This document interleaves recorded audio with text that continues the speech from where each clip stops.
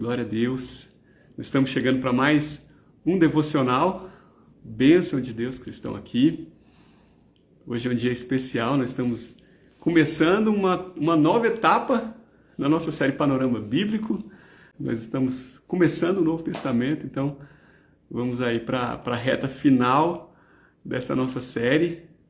Gente, vamos então orar, né? E daqui a pouquinho o pessoal vai chegando, quem for chegando vai acompanhando de onde a gente estiver.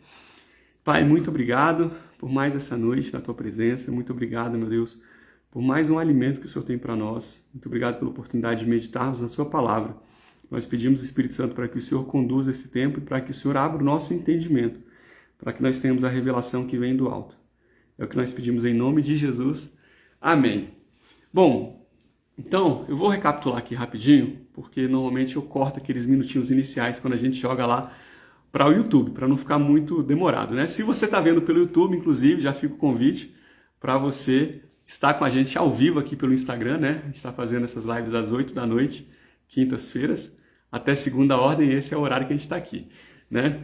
A gente então tem falado do panorama bíblico, fechamos o Antigo Testamento, fechamos o período interbíblico e agora a gente vai começar o Novo Testamento.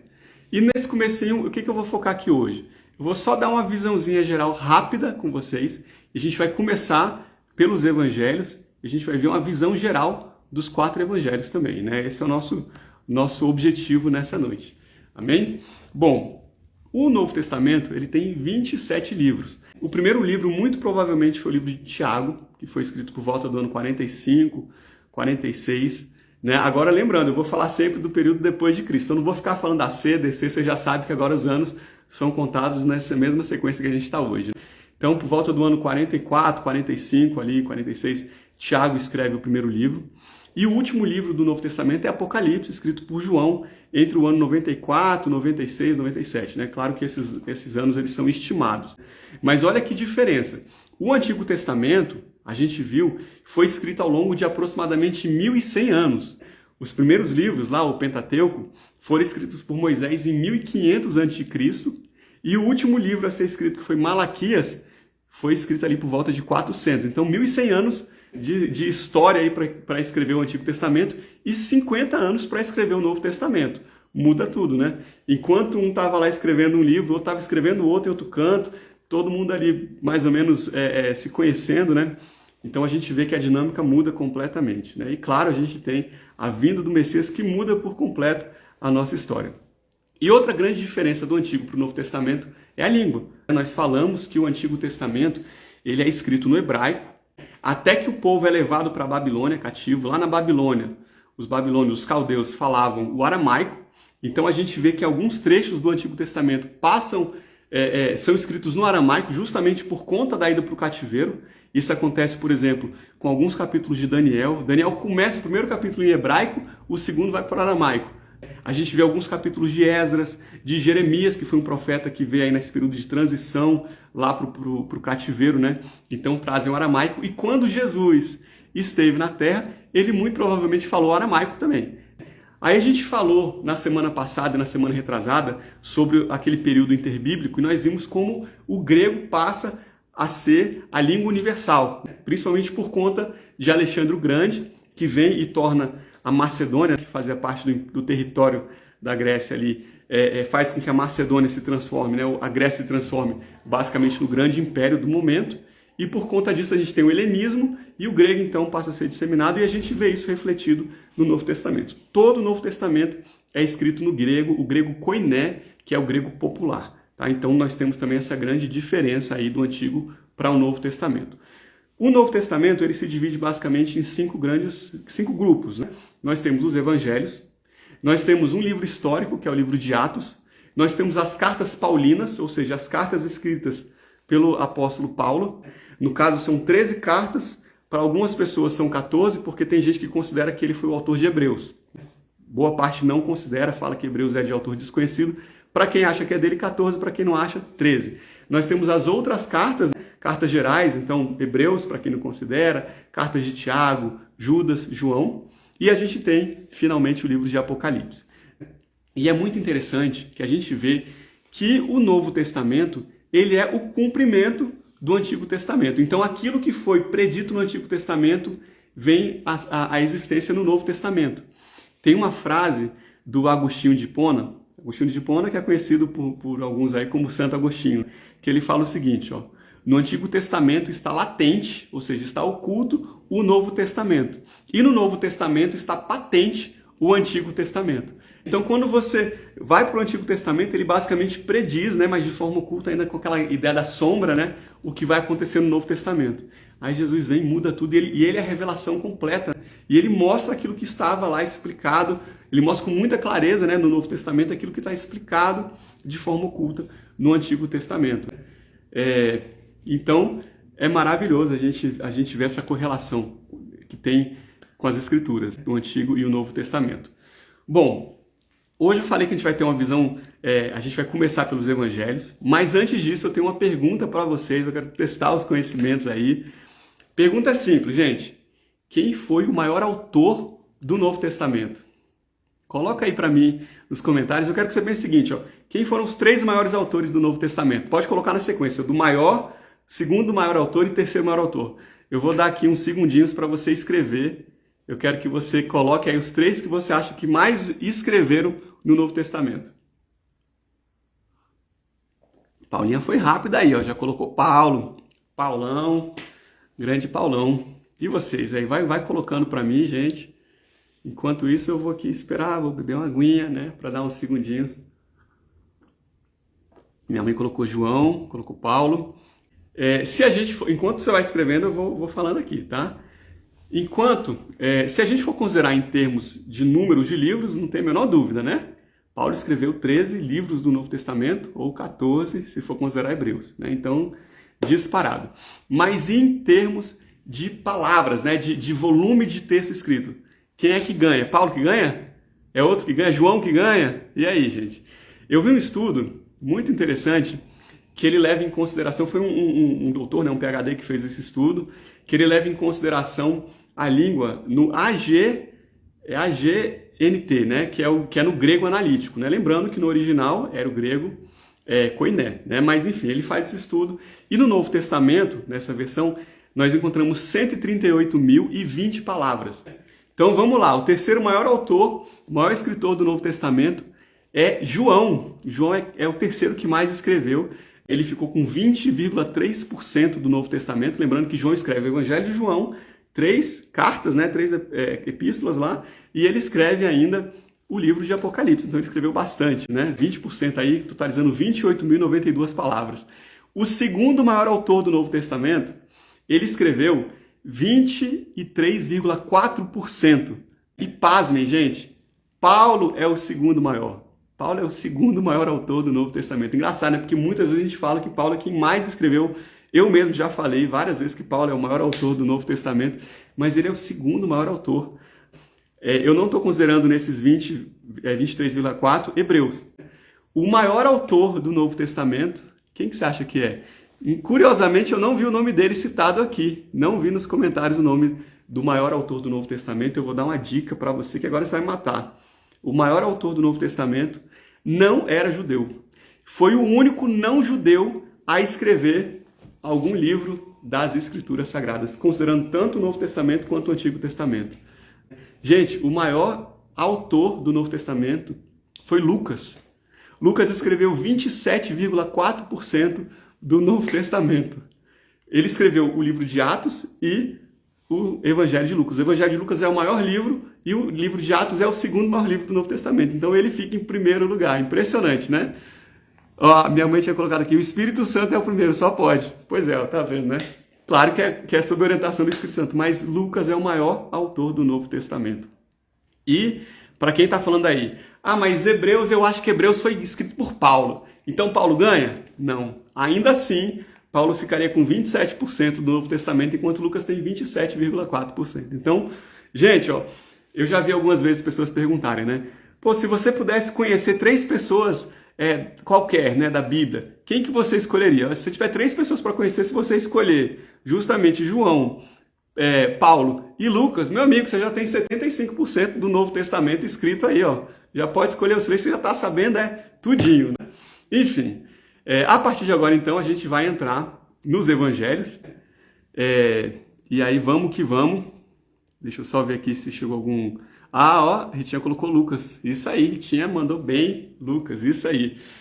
Gente, nós sabemos que a igreja primitiva, ela aceitou apenas 4 evangelhos como sendo inspirados divinamente, né? Naquela época, vários evangelhos surgiram, mas apenas 4 foram escolhidos, e nós temos eles muito bem armazenados, né? Mateus, Marcos, Lucas e João, nessa ordem, que é o que aparece pra gente nas Escrituras. Os evangelhos, eles não são considerados uma biografia, isso porque eles não trazem todo o relato da Bíblia, da vida de Jesus, desde o nascimento, cada evento, tudo que acontece. Eles dão um foco muito maior em determinados acontecimentos pontuais. Para você ter ideia, se a gente pegar os 4 evangelhos, pensa nos 4 evangelhos, em todos os capítulos dos 4 evangelhos, a gente só vai encontrar eventos de Jesus antes dos 30 anos de idade em 4 capítulos deles. 85 capítulos focam no ministério de Jesus, que aconteceu nos seus últimos 3 anos e meio na Terra. Desses 85, 29 capítulos focam na semana anterior à crucificação. E dos 29, 13 focam nas 24 horas antes da crucificação. E só por essa estatística, a gente já sabe claramente qual que é o foco do Evangelho. O foco do Evangelho é o sacrifício perfeito do nosso Messias, de Jesus Cristo, naquela cruz. Então tudo aponta para esse sacrifício, né, gente? E eu já vou falar uma coisa aqui importante para você não errar nunca mais. Eu sei que a galera aqui é afiada, muitos já sabem, mas quando a gente fala Jesus Cristo, Cristo não é um sobrenome, Cristo não é um nome composto, não é igual Ana Paula, minha esposa, né? Não é igual Ana Paula, Jesus Cristo, ou um sobrenome. Gente, esse termo Cristo é um título que significa Messias, ungido. Então Jesus era o nome, Cristo é o título que ele recebe, tá? E essa palavra evangelho é uma palavra grega que significa boas novas, né? Então são boas novas a respeito de um evento relevante. E, gente, nós estamos falando aqui do evento mais relevante, mais importante, que já aconteceu e que acontecerá, né? Contando toda a história da humanidade, que é justamente a vinda do nosso Messias, né? A vida dele, o sacrifício dele, a ressurreição dele, a segunda vinda dele, né? Então, o evangelho é justamente isso, são essas boas novas, né? E eu gosto muito da analogia do reverendo Hernandes Dias. O Hernandes Dias, ele é um cara espetacular, né? E ele fala que os 4 evangelhos, eles são semelhantes a 4 alpinistas que escalam a mesma montanha, né? Cada um por um lado diferente. Então nós temos pontos de vista distintos, mas complementares, justamente sobre a vinda do Messias. Ocorre que mesmo sendo pontos de vista diferentes, existem 3 evangelhos que se aproximam muito mais em relação aos outros.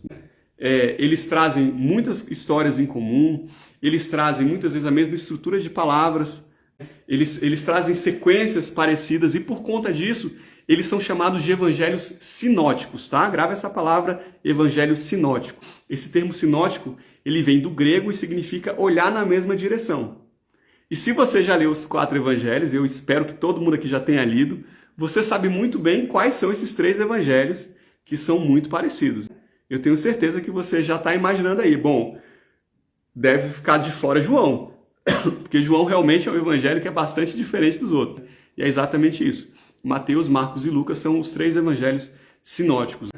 Então, a partir de agora, nós temos ainda mais uns 20 minutinhos aqui pela frente, nós vamos dar uma olhada rapidamente nos 4 evangelhos. E o nosso foco de hoje não é entrar nas histórias, né, que aconteceram, que estão narradas. O nosso foco vai ser falar um pouquinho do autor, falar um pouquinho de quem que é o público-alvo de cada evangelho e qual que é a visão que cada autor quis passar acerca de Jesus. Como nós falamos, são 4 alpinistas subindo a mesma montanha, cada um com um ponto de vista. Vamos ver então qual que é esse ponto de vista. Vamos seguir a sequência dos evangelhos que estão que está na nossa Bíblia. Primeiro então é o evangelho de Mateus. Mateus, nós sabemos, era um dos 12 apóstolos de Jesus.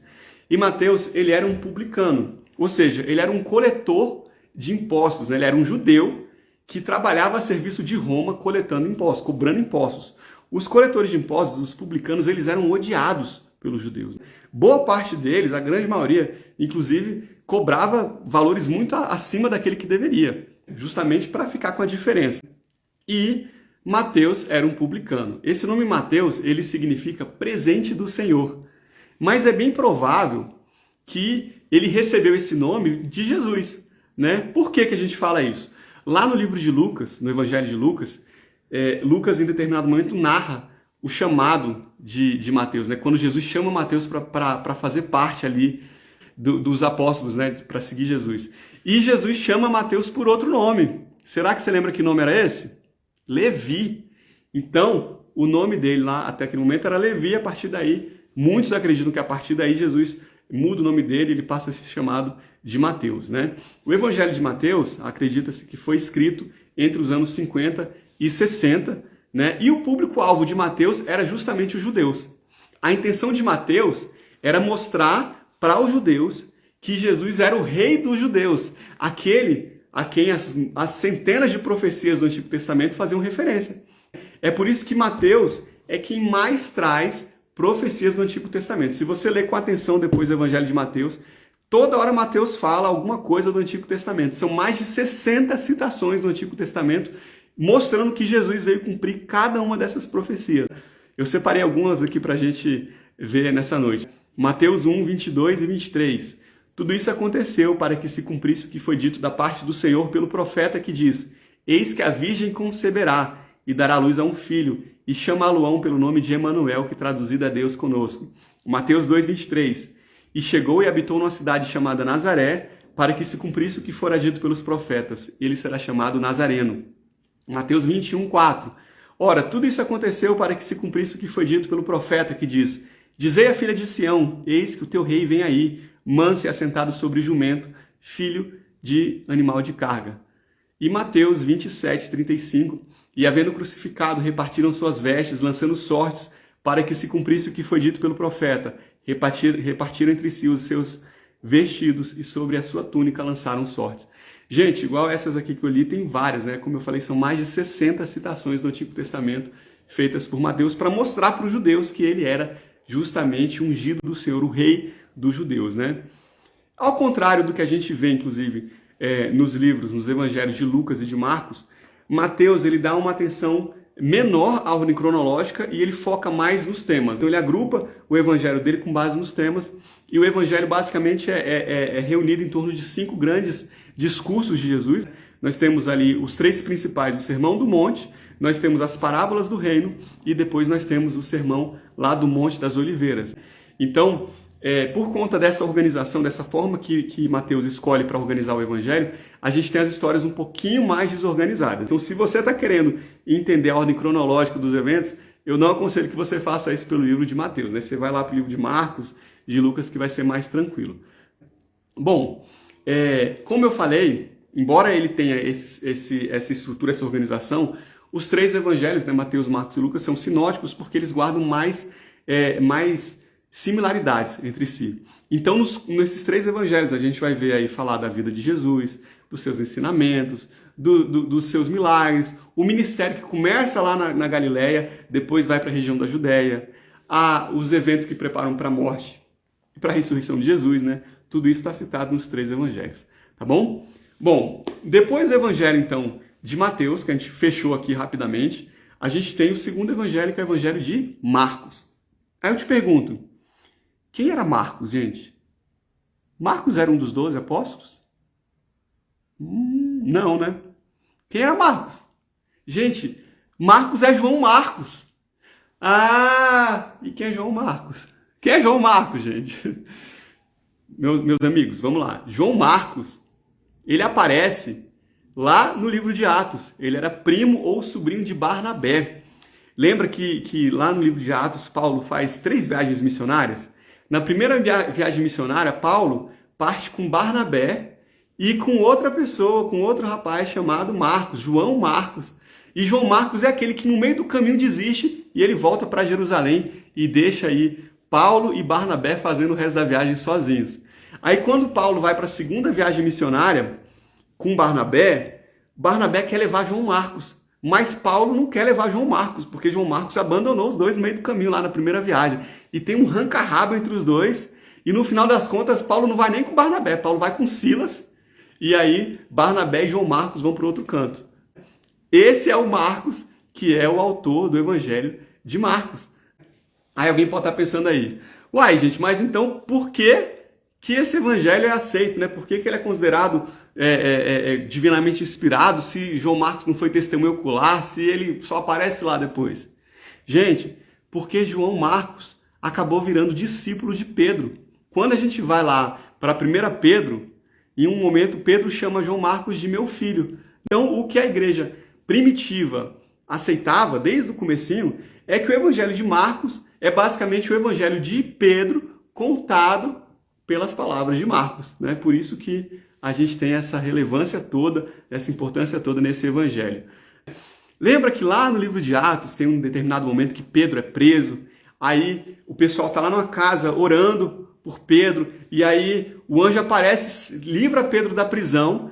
Pedro vai até essa casa, bate na porta, aí conta que tem uma jovem lá chamada Rod, que ela vai até a porta, escuta a voz de Pedro, volta lá, gente, Pedro tá na porta, Pedro tá na porta. Aí o povo, não, é o anjo dele. E era Pedro mesmo, né? Gente, essa casa é justamente a casa de Maria, mãe de João Marcos. Então, a gente vê que João Marcos ele já tem esse contato, esse convívio, né? E é curioso, porque quando você lê o Evangelho de Marcos, tem uma história que chama muito, mas muita atenção. Porque quando você vai lá para João, se não me engano é João que fala isso, ele fala que existiam muitos outros milagres que foram feitos por Jesus e que se fosse colocar todos nos livros, não caberiam. E aí quando a gente vai para o Evangelho de Marcos, Marcos cita uma história no mínimo peculiar, que todo mundo que lê pensa, por que essa história está na Bíblia? Não tem a menor lógica estar aqui. Qual que é essa história? Quando Jesus está no Getsemane, quando ele vai ser preso, fala que tinha um jovem lá que estava nu, peladão, enrolado num lenço, e aí agarram esse jovem pelo lenço, só que ele deixa o lenço para trás e ele sai correndo pelado. Você lembra dessa história? Você já achou essa história muito esquisita? Tem lógica nenhuma dela está na Bíblia? Pois é. O que muitos acreditam é que esse jovem era justamente João Marcos, que ele põe essa história aí na Bíblia para, de alguma forma, ele citar algum evento em que ele participava lá, né? Por isso que ele coloca isso no Evangelho. Ele não botou o nome dele, né? Imagino que ele pensou, vou me citar aqui, mas vai ser meio queima-filme se eu falar que era ele. Então só vou deixar um jovem aqui solto e pronto, né? Pois é, gente. Podia ter escolhido uma historinha melhor, né? Mas às vezes só tinha essa história para contar, então ficou por isso mesmo. Bom, muitos acreditam que o Evangelho de Marcos foi o primeiro a ser escrito, né? Eles acham que isso aconteceu justamente porque quando você vê o Evangelho de Lucas e o Evangelho de Mateus, eles se parecem muito, né? Tem muitas informações que vêm do Evangelho de Marcos. Para você ter ideia, somente 27 versículos do Evangelho de Marcos não são citados por Mateus nem por Lucas. Então, algumas pessoas defendem que Mateus e Lucas beberam dessa fonte, mas não é consenso, tá? Inclusive, o John MacArthur, esse é o livro dele, tá? O MacArthur. Ele é um dos maiores nomes hoje que tem no cristianismo. Ele é muito bom, tá? O MacArthur ele é realmente diferenciado. E o John MacArthur ele fala no livro dele que ele não acredita nessa história, né? Na verdade, ele não fala com essas palavras, não acredita. Ele só fala assim, que ele acha muito difícil que o primeiro evangelho realmente seja escrito por Marcos. Primeiro porque ele não acha que Mateus, que era uma testemunha ocular, que conviveu com Jesus, ia precisar beber da fonte de Marcos, né? Que não foi testemunha ocular. Segundo, que ele fala, gente, que pensa bem, se os autores eles estavam ali, né, falando de fatos verídicos, de fatos idênticos, era esperado que cada um dos evangelhos tivesse uma similaridade muito grande, né? Era esperado isso. Imagina, você vai para uma viagem com mais duas amigas aí, com dois amigos. Depois você chega dessa viagem e os três vão escrever, relatar o que aconteceu na viagem. Vai ter muita coisa parecida ali, né? Então ele não acredita que realmente Marcos foi o primeiro a ser escrito. Ele inclusive fala que até o século XIX, quase que todo mundo falava que Mateus tinha sido o primeiro, né, a escrever o evangelho. Enfim, isso é só uma curiosidade, um adendo aqui para vocês, né? Mas voltando aqui, a gente falou que o evangelho de Mateus foi feito com o público-alvo sendo os judeus, né? Jesus é apresentado como o rei dos judeus. E o evangelho de Marcos? Quem que é o público-alvo? São os gentios, os cristãos gentios lá de Roma, os romanos. Então, Marcos ele apresenta Jesus como o servo obediente, o servo que se oferece pelos pecados do mundo. Essa é a ideia que Marcos quer passar. Por isso que o evangelho de Marcos é mais conciso. Mateus, ele fala muito, ele cita muito o sermão, né, de Jesus, muitos ensinamentos. Marcos está mais preocupado com o que Jesus fez, com as obras dele, com os milagres. Então, a gente vê no evangelho de Marcos que é um evangelho muito mais dinâmico. Ele usa muito expressões como em seguida, imediatamente, logo depois. Ele traduz essa ideia assim, Jesus foi para cá, depois fez isso, depois fez aquilo.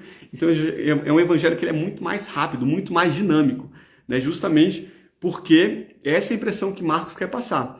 Que Jesus é o servo de Deus que veio não para ser servido, mas para servir as pessoas. Depois do evangelho de Marcos, a gente passa para o terceiro evangelho, que é o Evangelho de Lucas, o maior livro do Novo Testamento, como a gente viu, né? E ele é escrito por um não-judeu, Lucas, que era grego, era médico, era historiador, e muito provavelmente, né, o mais aceito é que ele era de Antioquia, né, da cidade de Antioquia da Síria. Ficava ali no norte, um pouquinho mais ao norte ali de Jerusalém. E acredita-se que ele era de Antioquia da Síria porque a gente vê lá no livro de Atos, nas viagens missionárias, que ele acaba passando muito por ali, né? Lucas, ele foi um companheiro de Paulo, um grande companheiro de Paulo, né? Pelo menos a partir da segunda viagem missionária, do meio da segunda viagem, lá em Troade, ele aparece na jogada. Vou falar pelo menos, porque pode ser que ele tenha surgido antes. Mas eu falo que ali começou, foi no mínimo ali, por conta que quando a gente vai para o livro de Atos, até aquele momento, o livro é narrado na terceira pessoa, né? Falava assim, eles foram, eles fizeram, eles isso, ele aquilo. E a partir desse momento, depois que eles saem de Troade, que eles vão lá para Macedônia, lembra quando Paulo tem uma visão do macedônio chamando Paulo para ir para lá, e ele parte para aquele rumo lá da Grécia? Isso foi na segunda viagem. A partir do momento em que ele vai sair de Troade, aí a gente vê que o verbo muda para a primeira pessoa do plural, né? Nós fomos, nós fizemos, nós não sei o quê. Então, pelo menos a partir daquele momento, ele se coloca na história também, né? Então, Lucas foi um grande companheiro de Paulo, né? Foi um historiador muito diligente, e é por isso que nós temos também o evangelho dele como sendo divinamente aceito, divinamente inspirado, né? Como sendo aceito unanimemente aí pela igreja primitiva, tá? Bom, enquanto a gente viu que Mateus foca em Jesus como rei dos judeus, Marcos foca em Jesus como servo, o servo obediente, Lucas, ele mostra Jesus, ele apresenta Jesus como um homem perfeito. Ele escreve o evangelho dele para os gregos, para os gentios lá da Grécia, para os gregos. E lembra que na Grécia tinha eles davam uma valorização muito grande para o homem, né? Se você for olhar as esculturas gregas, são dos homens, né? Eram os homens pelados, assim, mas tudo com a proporção, né, perfeita, tudo mais. E Lucas vem e apresenta Jesus como sendo justamente esse homem perfeito. E porque Lucas dá essa ênfase para a natureza humana de Jesus, ele acaba trazendo histórias com mais destaque, histórias que a gente muitas vezes não vê nos outros evangelhos, igual, por exemplo, o nascimento, a infância de Jesus, a gente vê narrada lá no evangelho de Lucas, com mais ênfase. Como Lucas, ele é um gentio, ele acaba enfatizando muito mais esse alcance universal da salvação, né, o convite universal para o evangelho, e ele trata da forma como Jesus tinha uma compaixão muito grande pelos marginalizados. Provavelmente ele, por ser um grego gentil, ele também sofreu um pouquinho essa marginalização, né? Isso não está na Bíblia, mas eu imagino que isso aconteça. Então ele acaba aqui no evangelho dele, ele dá um destaque muito grande justamente para a forma como Jesus trata os marginalizados, como Jesus tinha um amor pelos publicanos, pelos pecadores, pelos samaritanos, pelas crianças, pelas mulheres, que eram todos povos que eram deixados de lado. Inclusive, Lucas, ele traz um papel muito forte das mulheres no ministério de Jesus. Tanto financeiramente, que as mulheres ajudam muito financeiramente, né, no ministério, quanto na própria participação das mulheres, né, que estavam sempre presentes também ao longo da caminhada de Jesus, né? A gente vê isso lá no Evangelho de Lucas, em especial. E como Lucas era médico, ele dá um destaque muito grande também para as curas realizadas por Jesus. E uma coisa que é muito interessante que Lucas faz também é destacar a vida de oração de Jesus. Porque ele mostra que Jesus, por ser homem, ele precisava orar para se capacitar, para se encher do Espírito Santo para realizar todos aqueles milagres que ele realizou. Porque Jesus realizou os milagres não como homem. Ele era 100% homem e 100% Deus. Desculpa, ele realizou os milagres não como Deus, mas como homem. E por conta disso, ele precisava estar cheio do Espírito Santo. Tanto que Jesus vira e fala o quê? Que depois dele, nós faremos coisas ainda maiores. Ah, mas por que a gente não está fazendo? Porque nós não estamos nos enchendo da forma como ele se enchia, né? Buscando da forma como Jesus buscou a presença e a manifestação do Espírito Santo. Mas é isso que Lucas quer retratar, né? Essa humanidade perfeita que há em Cristo Jesus. E finalmente nós chegamos então ao quarto evangelho, o evangelho de João, como nós vimos, é realmente chamado de o quarto evangelho, porque os outros são os evangelhos sinóticos, né? E João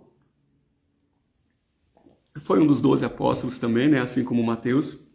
E é interessante porque João não se refere a ele mesmo pelo nome João em nenhum momento no seu evangelho, né? Ele cita a si mesmo como o apóstolo a quem Jesus amava. E a gente sabe que João, juntamente com Pedro e Tiago, eram os 3 apóstolos mais próximos de Jesus, né? Então João se chama de apóstolo amado. João, quando ele escreve o Evangelho, ele já era pastor lá em Éfeso, né, que ficava na Ásia Menor, e ele já escreve quase no final do primeiro século. Estamos aí entre o ano 80 e 90, já depois de Cristo. Quando ele escreve, os 3 outros evangelhos, os sinóticos, já tinham sido escritos há muito tempo. E a tradição conta que João já conhecia os 3 evangelhos sinóticos, né? Ele já sabia, ele já tinha lido aqueles 3 evangelhos. Inclusive, quando João escreve o evangelho dele, os apóstolos já tinham sido martirizados, já estavam mortos, em grande maioria pelo menos, né? Se não todos, né? E João vai e ele traz um evangelho completamente diferente, dando um outro destaque, provavelmente porque ele já sabia o que estava nos outros evangelhos, então ele resolve trazer com uma outra imagem e para o contexto do momento. A gente vai falar sobre isso já já. Mas é interessante então que ele traz o chamado evangelho espiritual. Esse é o nome que é citado por muitos, né? Evangelho espiritual. E João traz muita informação nova. Cerca de 90% do que tem no evangelho de João só tem no evangelho de João. Seja informação nova, que não tinha nada nos outros, seja informação para complementar, para explicar melhor aquilo que está nos outros evangelhos. Quer ver um exemplo? Lá em Marcos, a gente vê a história que Jesus multiplica os pães e peixes, né, para uma multidão de 5.000, e logo depois disso ele pega e fala para os apóstolos prepararem um barquinho que ele quer ir correndo lá, atravessar o Mar da Galileia e ir para Betsaida. João traz esse evento também, mas ele explica o motivo que Jesus logo depois, deu linha na pipa. Ele fala que é porque o povo queria aclamar Jesus como rei naquele momento, mas pelos motivos errados, né? Então por isso que Jesus deu um jeito de, fez um milagre e saiu correndo ali. Então a gente só vê esse motivo explicado em João.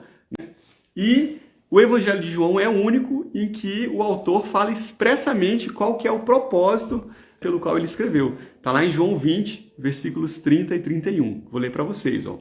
Jesus, pois, operou também em presença de seus discípulos muitos outros sinais que não estão escritos nesse livro. Estes, porém, foram escritos para que creiais que Jesus é o Cristo, o Filho de Deus, e para que, crendo, tenhais vida em seu nome. Ou seja, ele fez o livro para que as pessoas crescem que Jesus era o verdadeiro Filho de Deus. Então ele tinha como foco a humanidade toda, com esse propósito. E por que ele tem esse foco, né?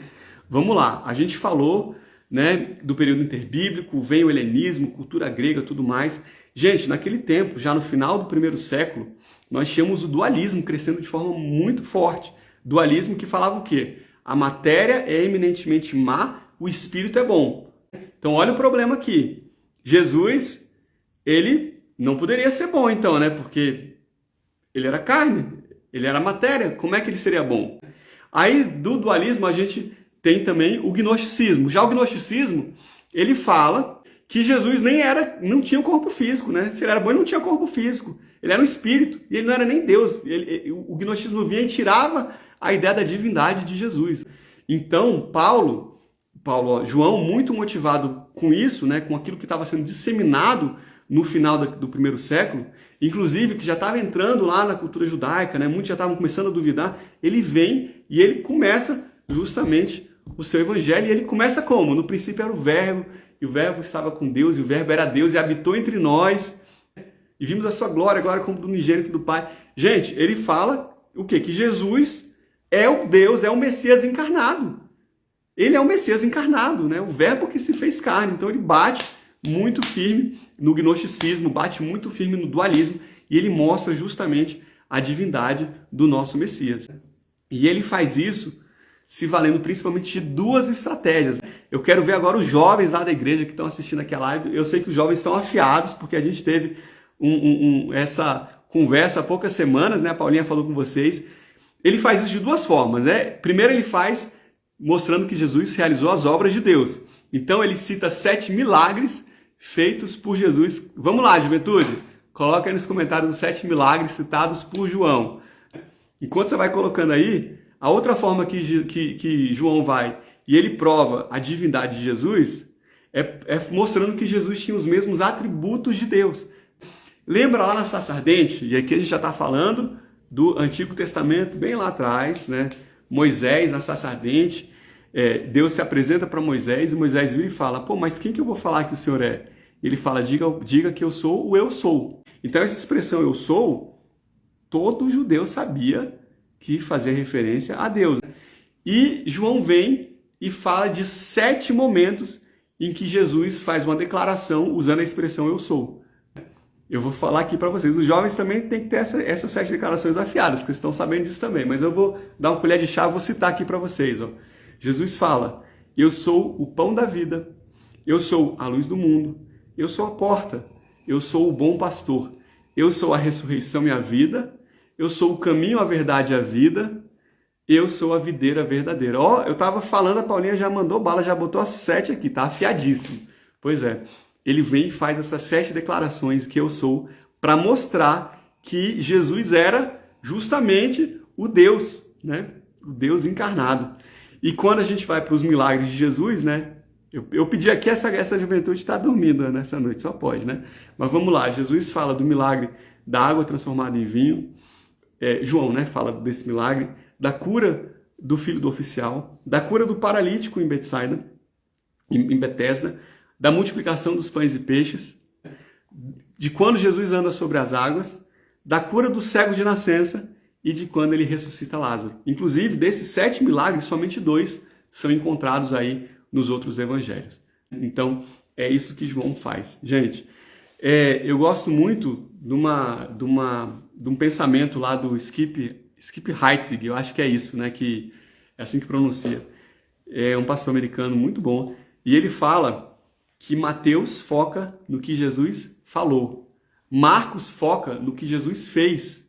Lucas foca no que Jesus sentiu. E João foca em quem Jesus é. Então, essas são as 4 ênfases que são dadas em cada um dos evangelhos, né? E a gente fica por aqui nessa noite, né? Para a gente não estourar o nosso horário. Eu queria trazer essa visão geral dos evangelhos para você. E a gente está só começando o panorama do Novo Testamento. Antes de você ir embora, feche seu olho rapidinho. Pai, muito obrigado por essa noite. Muito obrigado pelos teus ensinamentos. Muito obrigado pela tua palavra, que é perfeita, que é vida, que é alimento para as nossas almas, para o nosso espírito, para o nosso corpo, meu Deus. Nós te louvamos e engrandecemos o teu nome, Pai. Em nome de Jesus, amém. Que Deus abençoe a vida de vocês. Glória a Deus por esse tempo que nós tivemos. Como eu falei, as lives estão todas no YouTube. Se você perdeu alguma coisa, você vai lá e assiste, né? E na semana que vem a gente continua. E é isso, gente. Convidem mais pessoas para estarem aqui com a gente. Não esqueçam aí, quando essa live for pro ar, você já curte, compartilha, deixa o seu like. Inclusive, gente, quem aí não tiver inscrito no canal do YouTube, entra lá rapidinho e já se inscreve também, né? O link está no meu perfil aqui na bio, para você também ficar por dentro sempre que for publicado alguma coisa nova por lá, tá bom? E a gente vai se falando aí, qualquer coisa você manda mensagem. E semana que vem tem mais então, tá? Fiquem com Deus e hasta luego!